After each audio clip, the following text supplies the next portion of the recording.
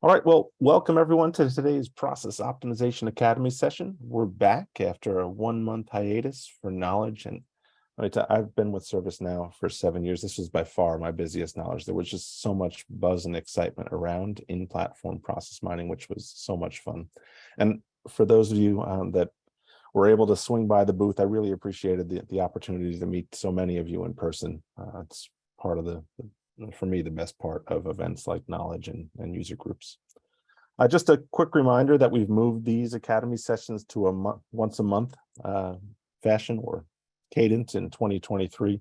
But we've been releasing some additional content on the community site. So specifically the process optimization use case series, which are small little vignettes of different ways you can ask and answer different questions with process optimization. We recently added an example of how to use transition filters to identify work that is taking longer to route than resolve. So if you haven't seen that one, go check that out.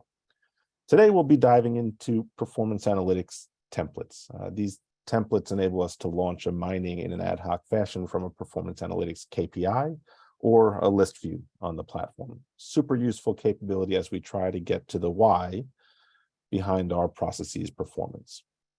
So let's quickly get the Academy logistics out of the way. The purpose of these sessions are to help us all get better educated on ServiceNow's in-platform process mining capabilities. We'll provide how-tos, practical guidance, use cases, product updates, and as a group, just exchange ideas and collaborate so we all continue to get better.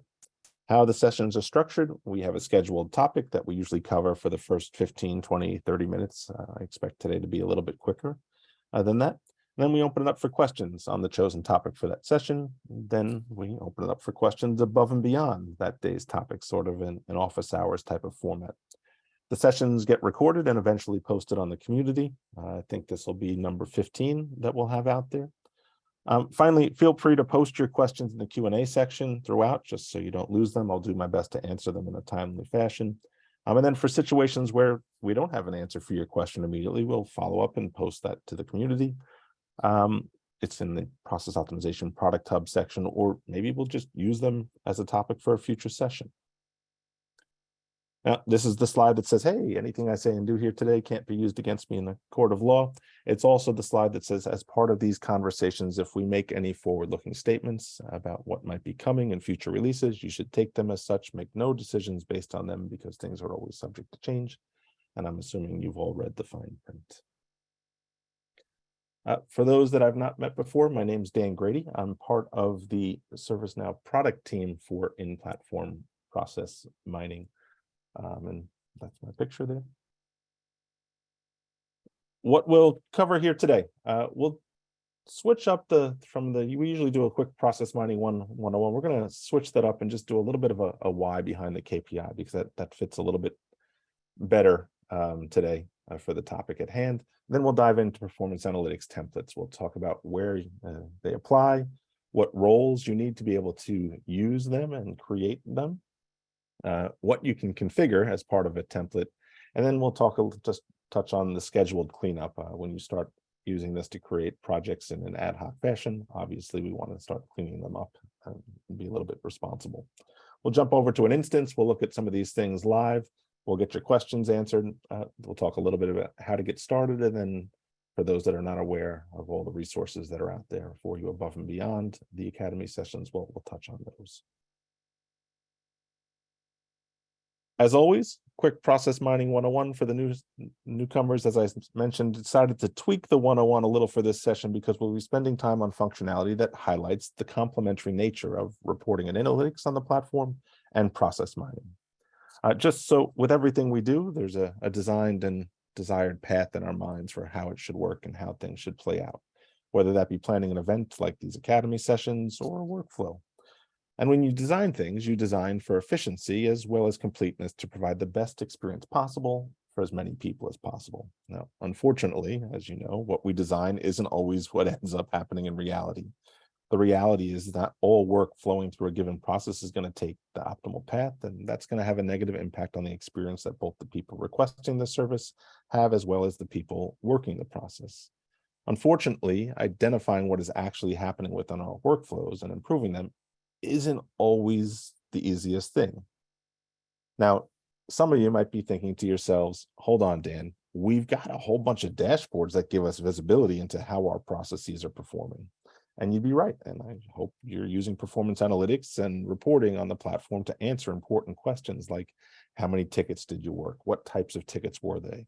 How long did it take to get the work done? And most importantly, are we hitting our targets and improving our cycle times? All right, you likely have dashboards like this to answer those important questions.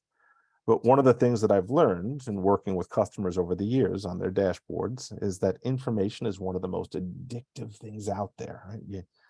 The first thing that happens when you give somebody access to a dashboard like this and we roll it out and we're high-fiving each other, like, hey, we just got this out there, is it opens up a whole new set of why questions around why are we missing our targets or why are our closure times on the rise? And those why questions haven't always been all that easy to answer for us. So where traditional analytics allow us to answer a lot of the what questions about our processes, process mining helps us answer the why. So things like, where is our process getting stuck? Where is the rework happening? Where are TikToks? Where are tickets ping-ponging between groups? Right? Where aren't we conforming to the process that we designed? All these things have historically been difficult to answer and then act upon. And now they're going to be available to us in a couple of clicks. We always like to say that process optimization is going to get you to the why behind all of your KPIs. And in doing so, it's going to empower everyone involved in the process to make data-driven decisions about which improvements to make. Now, our focus topic today, performance analytics templates, creates seamless connection points between the what's and the whys. And we'll look at that in go deeper into that topic. So one of the many advantages to taking an in-platform approach to process mining is the direct connection that is available between reporting and analytics and process mining, enabling stakeholders to ask follow-up questions in just a click or two. Right? That one-click ad hoc experience that you're going to see here today is going to be powered by configuring performance analytics templates.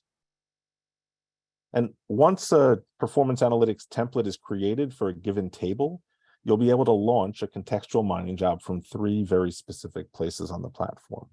First, Analytics Hub for a specific performance analytics KPI. And for those that may not be familiar, Analytics Hub is where you land when you drill into an indicator that's on a more traditional dashboard inside of your instance. All right, so we'll go into Analytics Hub. You'll see in the upper right this go to process optimization option. And again, we'll look at these all live in an instance. You can mine directly from a KPI detail screen, and KPI's detail screen is where you land if you drill into an indicator from a workspace-based dashboard. And then finally, you can launch an ad hoc mining from a list view. I apologize for the screenshot there. It looks like I've highlighted the launch interactive analysis, but you'll also notice in that list view menu, that launch process optimization option there. In all 3 of these, the relevant situations, whether you're going from Analytics Hub, KPI details, or a list view, the relevant filter criteria is going to be passed along to the mining exercise. So if it's a performance analytics based, we'll pass the time period and the breakdown information along to the mining job. If it's a list view, we'll pass all the filter criteria. Right? If you think about how powerful that is to be able to get to the level of process visibility that process mining provides in just a single click from these 3 places. Huge advantage. Now, to get this power, you need to have the appropriate roles, of course. Right? First and foremost, you need to be able to see performance analytics KPIs. So you'll need to have the PA viewer role. Then from a process mining perspective, you need to have either an analyst or power user or an admin role to see the options in any one of those places we were just talking about. Both performance analytics and process optimization are bundled or percentage spend based offerings. So once you're entitled, you don't need to worry about how many people have the role from a licensing perspective. I know that's a question that always comes up. Now, in terms of the templates themselves, you'll access existing templates or create new ones from the left-hand navigation in the process optimization application. Process optimization analysts, power users, and admins can create templates. It's important to note that ServiceNow provides templates as part of the workflow-based process optimization content packs that are available via the store. So if you've activated the process optimization content pack for ITSM, you'll have performance analytics templates for things like incident, problem, change, and requests. So you may be seeing these options and thinking to yourself, I didn't really do anything. Well, the reason you're seeing these options is because you turned on the content pack. If you've activated the HR-based content pack, you'll have a template for HR case and so on. So for those of you already using process optimization, you already probably likely have the templates that you need set up. You'll also notice that there's workforce optimization templates, and that's going to be a conversation for another time. But like I said, if you just turn this on, if you've turned on process optimization and the content packs, you've pretty much done all you need to do, unless you've configured a custom table, and we'll look at that here today as well. Now, if you wanted to tweak or configure a template, it's pretty straightforward. It's just like configuring a project, only when you go to configure it, you're just choosing a template type of PA. And now that I see this on the screen, we should probably write out performance analytics there. There are a few things to note. First is that once you select a table, you'll not select any filter criteria. That criteria, as I mentioned earlier, is going to be passed in context of where you're launching the mining from. So there's no need to send any filter criteria. You really just choose the table. Second, while you'll see the ability to set a KPI dashboard as well as project and process finding definitions on the form, they're not really going to do anything because they're going to get overridden by the process configuration that you have. So in prior sessions, we dug into process configurations. That's kind of the process configuration record is where you set up your process finding definitions, where you set up your dashboards, where you set up your root cause, cluster, and automation discovery configurations, that kind of hub for all the configurations you need for a table that you're going to be mining. Those settings from a process configuration are going to basically take precedence over anything that you put in this template here. The ad hoc project that will get created from a template is going to inherit the dashboard, right, from those places. The things that you will configure here are activities and breakdowns. Those are the big pieces here, right? So really, other than the table, you're configuring activities and breakdowns. And those are going to help you see what transitions and stuff like that on the map. The last thing that we need to touch on before jumping into the instance is cleanup. This capability was designed to support ad hoc mining. So the projects that are typically created in these situations are not likely projects you're going to want or need to keep around forever. It's just kind of the situation. Hey, I see something interesting. I want to dig into that.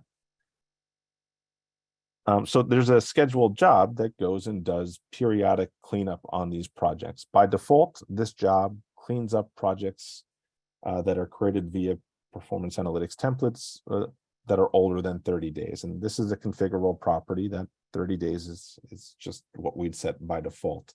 And when we jump into the instance, I'll show you where this property is. So that's it. That's the high level what you need to know about performance analytics templates. Let's just jump into an instance and take a look at some of these things in action. Now, I'm not going to run the mining for all of these. As those of you that are familiar with process optimization, you know the mining can take anywhere from 30 seconds to a couple of minutes. So in most of these, I'm just going to show you where we access the capability, and then you can, you'll get a sense of if that's what would be mined. So right here, I create a little dashboard. I've got a couple of things, a few reports.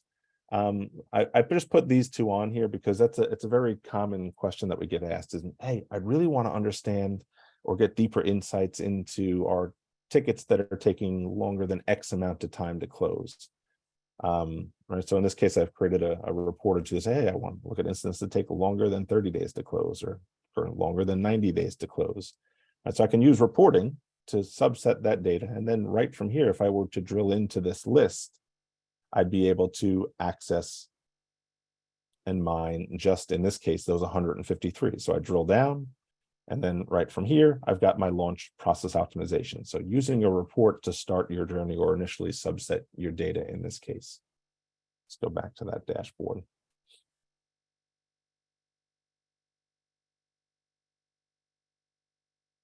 Now, from a performance analytics indicator or visualization on this dashboard, I could come in here and I'll say, listen, maybe I'm interested in these 3,085 instances that closed in November. I would drill down. This would take me to the analytics hub.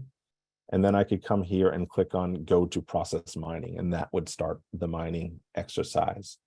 If I wanted to maybe just look at October and come in here and maybe use a breakdown to say, maybe I want to look at just the software incidents in October, these 401, if I were to click this go to process optimization, it would just mine those 401 records that are there. So taking that contextual information based on the analysis I'm doing within a Performance Analytics Hub interface, and just mining that subset of data.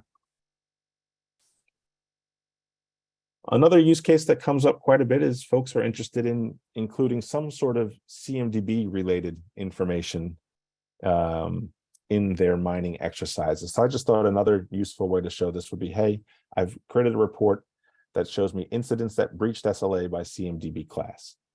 And if I were to drill down on this from a reporting perspective, you'll notice that I've got my filter criteria up here.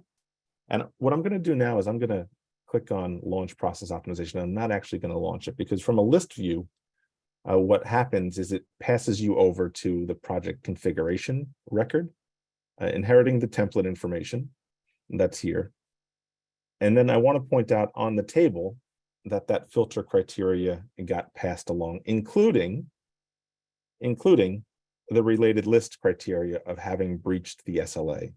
So even if you've created a report that's got related list conditions on it, that's going to be passed over to the project. And at this point, all we would have to do is take this and mine that subset of data. So we click on the generate model button and away we go. So that's from both a list view as well as a performance analytics indicator in a more traditional dashboard. Now, if we were to come over to the platform analytics workspace, and we're looking at a workspace-based dashboard, very similar, only the difference is when you drill down, you're going to get to the KPI insights page. So if I come over here to this dashboard, I go to my Academy dashboard.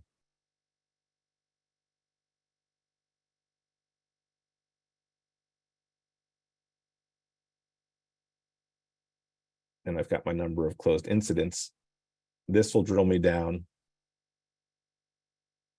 to the KPI insights page. So instead of having my icon up here that says go to process mining, I've got my option here to open in process optimization, and this would then mine these 2,700 incidents. One thing I did want to show is an example of a scenario where we have a formula-based indicator that's driving a KPI. So in this case here, I've got my average closure time of closed incidents. That's a formula-based indicator made up of two indicators, your sum duration of closed incidents and my total number of closed incidents. In those situations where we have a formula-based indicator, when you click on this, it's going to give you the option of choosing which contributing indicator you want to mine the data for. They should be the same incidents, so it shouldn't really matter, but it does give you the option to do that because it doesn't know by default which one you want to mine. So that's the workspace example, if you get down to KPI details. Now, in terms of configuration, if we wanted to set up a template, we're just going to come over here to process optimization in the left-hand nav. And on the left-hand navigation, if I scroll through my process optimization application, I've got my templates. And I could create a new one, or I could look at all templates. I'm just going to go over here and look at all. And you're going to have a bunch of them, like I said, that come with the content packs that you can always open up and tweak. So if we wanted to tweak the one that comes with incident, I could come in here, I could open it up, I could start adjusting the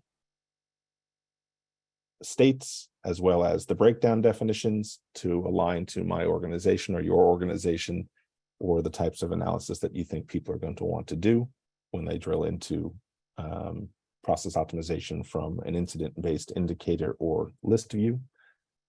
I just came in here myself though, and I said, you know what, I want to try to create one of these for a custom table that I built. So I built a little custom application real quick called Academy Tasks just to try this out on my own. I created a new project definition. I selected the template type of PA. In this case, I did not set up a process configuration record. So this KPI dashboard that I've set here is going to apply. Again, if I had a process configuration, it would override it. So just something to mentally note for those of you that are playing around with templates. If you create a custom table and there is no process configuration record, you can still create a template for that so people can do ad hoc mining and use the configurations in the template. I set up my table configuration here for Academy Tasks, which was the custom table that I created.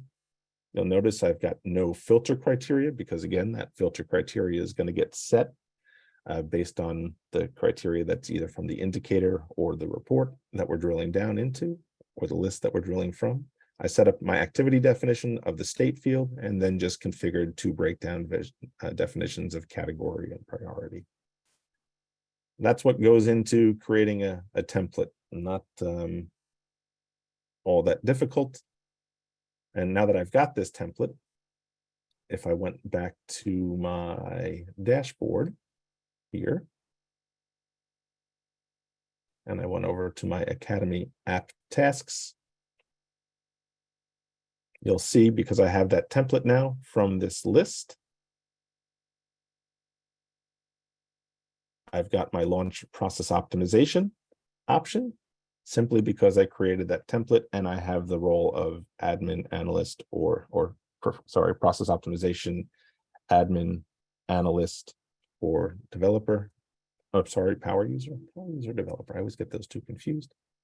I'm in the same thing with my performance analytics indicator that I created for just those simple 6 records that I put into this custom application. And then right from here, I would hit the mine button and that would launch an ad hoc mining. And you'll just notice we'll let this run to completion pretty quick. We mine just those 6 records and it's going to open the project automatically for me. I don't need to go anywhere. Again, it's more of an ad hoc exercise than that scenario where you're creating a project, you're mining it, and you're going to the workspace to do some analysis. One click from a KPI and away we go.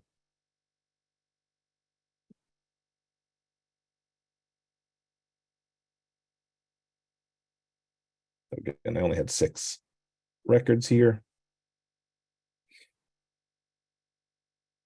And if I come over to the analyst workbench and expand it out, there's my 6 records moving through. But it's that, I mean, the power of being able to go from a dashboard that's talking about the what's, I see something interesting, but I really want to know a little bit more about why that KPI is performing that way, or why these records are meeting this criteria.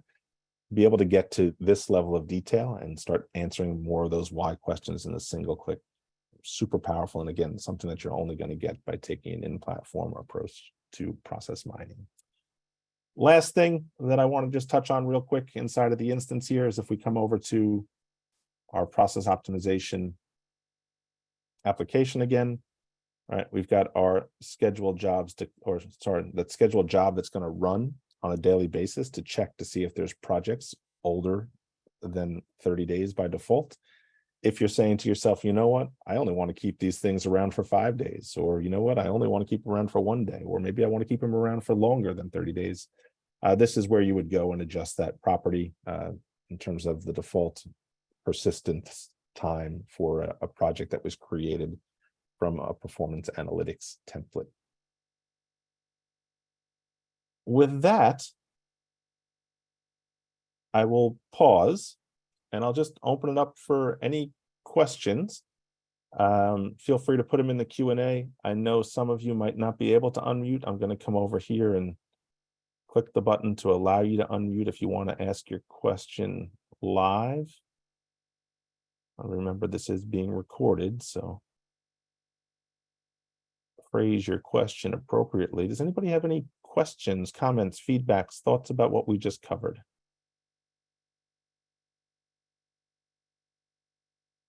I'll give you a second to get those in.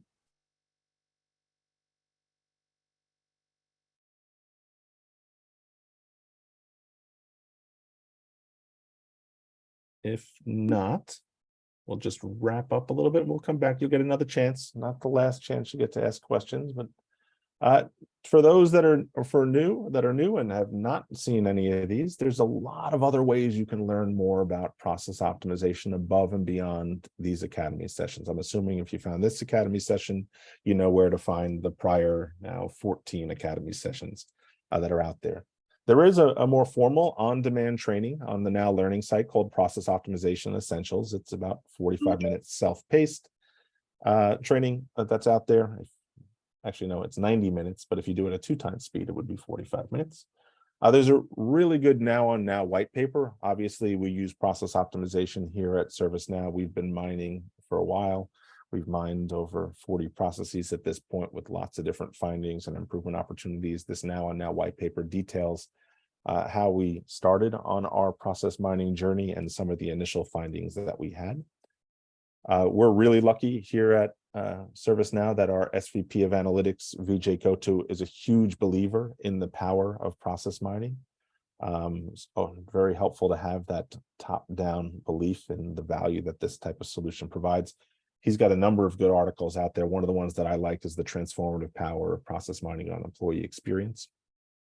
If you think about experience, most people's minds, or a lot of people's minds, initially go to the front-end experience, the screens that we see, but that's only a small part of it. I mean, most of the experience is the speed in which we can get things done for somebody, and that's all about the process behind the scenes and where process optimization can really help.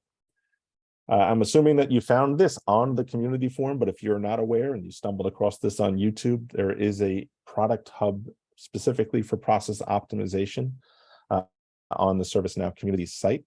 We check it every day to answer customer questions, take your feedback, and this is where we post a lot of our content.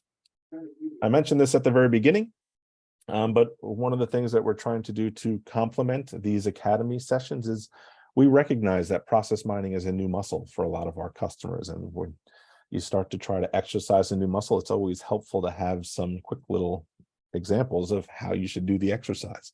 Same thing is true with process mining. So we started this use case series in which we have little 4 or 5 minute videos highlighting different ways to use the solution to do different types of analysis, like channel analysis, rework analysis, SLA breach analysis, the one that I mentioned earlier that we just posted, things that take, finding tickets that are taking longer to route than they take to resolve, or how to do analysis of tickets ping-ponging between groups. They're all out there, how-to videos along with kind of the steps documented in a post. And then if you wanted to dig deeper into how to get started with process optimization, how to turn, which plugins to turn on, how to create your first project, we've got a live on now session out there called Getting Started with ServiceNow's in-platform process mining that walks you through those things. All right, last chance for romance. Does anybody have any questions about the content today or anything process mining related on the ServiceNow platform that they want to ask?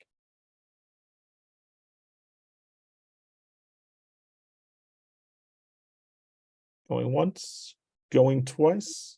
All right, sold. Just in terms of the next sessions, what we'll be doing next. Session number 16, I can't believe we've done 15 of these.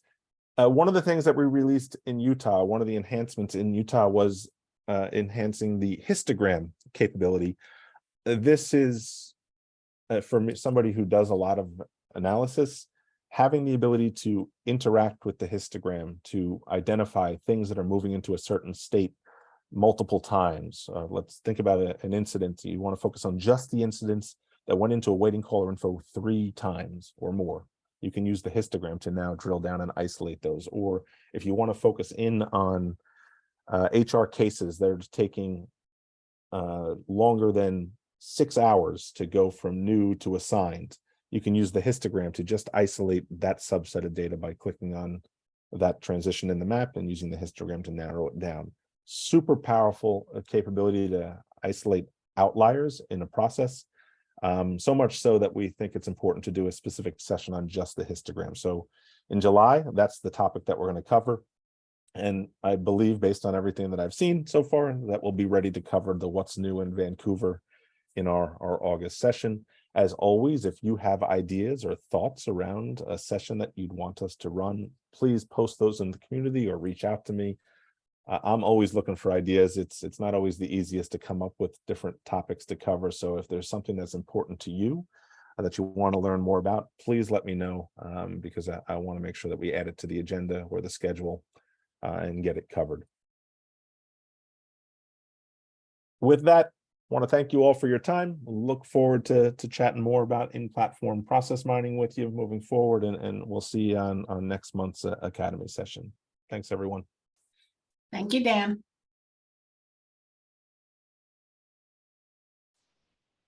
Thanks.